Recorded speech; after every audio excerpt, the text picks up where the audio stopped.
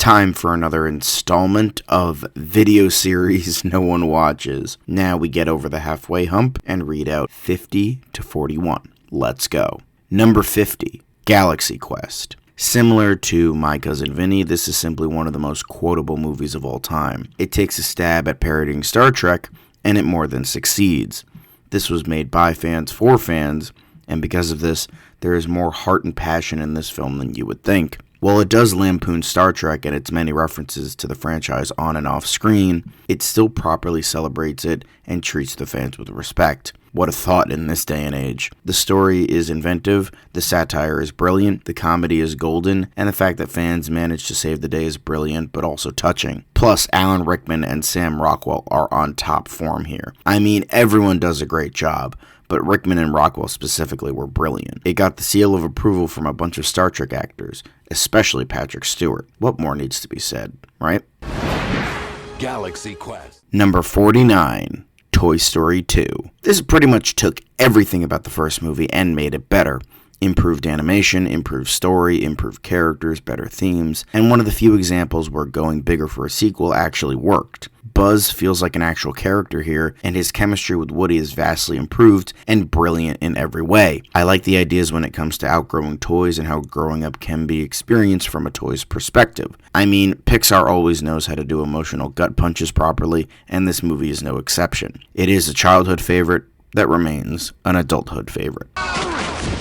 Tom Hanks, Tim Allen, Toy Story 2. Number 48. Dave. If only politics were this fucking simple. Well, the reason I love this movie so much is for Klein's performance, the comedy, and the overall story in regards to what is happening, how Dave actually deals with that. But it is kind of sad watching it at the same time because, man, if only we had a fucking president like Dave. I'm not going to go too political in that regard, but it's just so great watching someone who is a genuinely decent human being having a chance to actually become president and genuinely help people. Great, but sad at the same time. As I said, Kevin Kline is brilliant as always, same with Sigourney Weaver. Their chemistry is phenomenal. It's just one of those really nice and heartwarming movies that people need to watch from time to time, and this is certainly one of my favorites. Dave. Number 47, The Truman Show. I feel like this one I don't need to explain as much because everyone and their brother has already talked about how great this movie is. Even though I'm not that big of a Jim Carrey fan, when he's doing something a bit more serious, he's usually better, because the over-the-top Carrey comedy is something I can never really get into. But here, there is certainly a better balance between his silliness and his more serious takes. The supporting cast are all great, whether that be the cast, Laura Linney, Noah Emmerich, Holland Taylor, etc., or the crew, i.e. Ed Harris or Paul Giamatti. But Carrey is exceptional as Truman, as well as Harris as Kristoff, despite his very small role. The whole idea surrounding the plot of the show is so fucked up to think about, but I honestly wouldn't put it past certain people to actually do this. The only problem would be the money. But besides all of that, it is a very well done film that I think does its themes really well, and I love the balance between exceptionally dark ideas surrounding doing this to a person to the light and bright, more Pleasantville aspects of the show. But there are plenty of other people that can analyze the hell out of this and explain their love better than I ever could. The Truman Show. Watch what happens. Number 46. Mad Max Fury Road. I can already hear one of my best friends groaning with contempt at the thought of this film being included. But hey, I think the film is genuinely fantastic. While I do think that Road Warrior is more brutal and visceral and is a more grounded view of this post-apocalyptic wasteland, I enjoy this one more. Yes, the ridiculous nature can get really silly really quickly. My headcanon is that these events didn't actually happen the way it's portraying on screen, but somebody telling a story across the generations and embellishing a lot of details as the story has become less and less true to the actual events.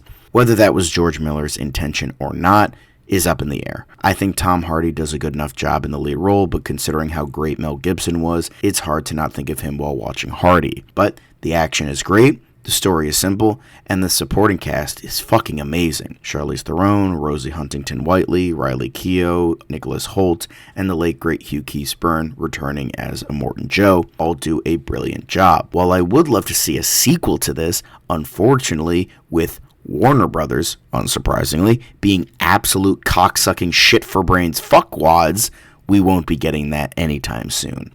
However, I am still very excited for the upcoming Furiosa spinoff.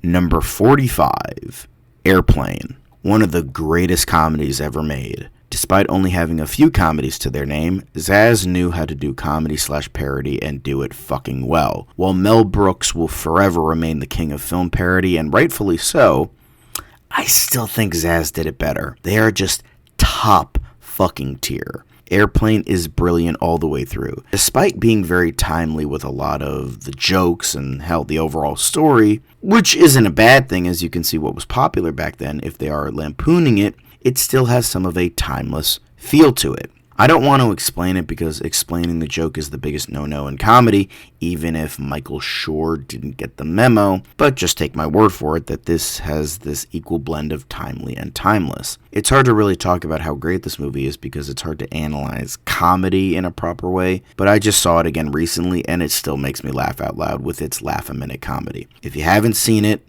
what the fuck is wrong with you? Airplane.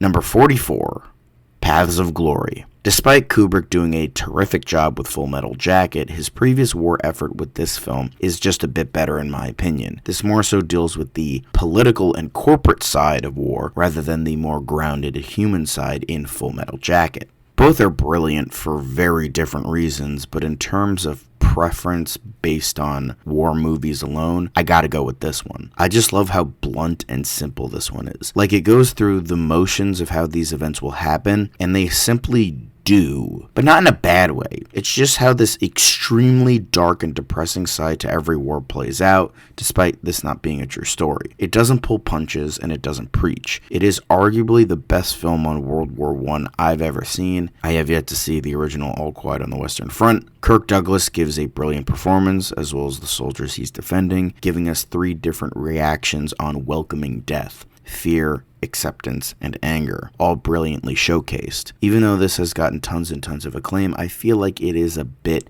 eclipsed compared to Full Metal Jacket in terms of the Kubrick war films that everyone gravitates towards. So it is a bit underrated in that respect. It is brilliant in every sense of the word, though.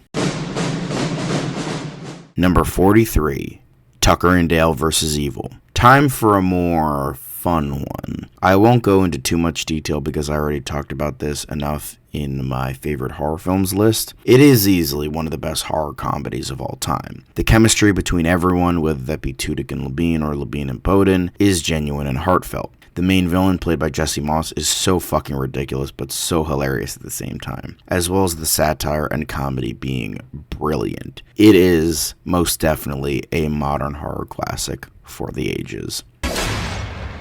Number 42, The Peanuts Movie.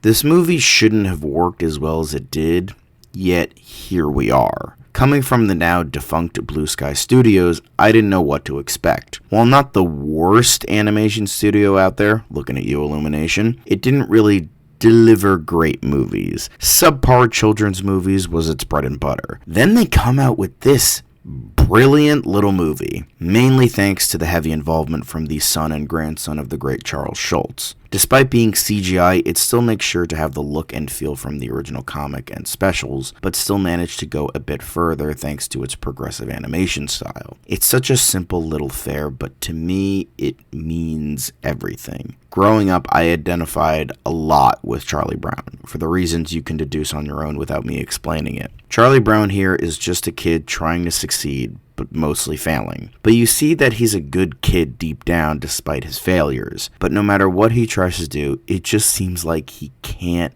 fucking win. However, with the ending, it is certainly a gut punch in all the right ways. I won't explain what happens exactly, but it was just so good to see Charlie Brown finally getting a win. While it would never happen, I feel like this would be the perfect end to Peanuts on film. There are plenty of TV shows and specials that have come out since then, but I feel like considering the ending, it works as the final adventure of Charlie Brown in his childhood. I know that would never happen, but a man can dream. Despite this though, this was an extremely well done film and very, very, very underrated. Number 41, Thief. Then for the final film of this video is Michael Mann's debut, And Jesus fucking Christ, this was his debut. Oh my fuck, what a fucking film to live up to. Simply put, it's brilliant in every which way. James Caan is fucking brilliant. Robert Prosky is fucking brilliant. The tone, the themes, the story, all of it is fucking brilliant. It gets the seedy side of the crime underworld perfectly. I also noticed when I was watching how much influence Grand Theft Auto really got from this. I was playing a lot of GTA 5 at the time I watched this movie, and I noticed so many fucking parallels, but in the best possible way. While maybe not man's best film, this might be my favorite. It's just a movie that gets everything so right, and it is not talked about as much as it should be. James Caan. Thief. But hey, that's all for now. See you next month with 40 to 31.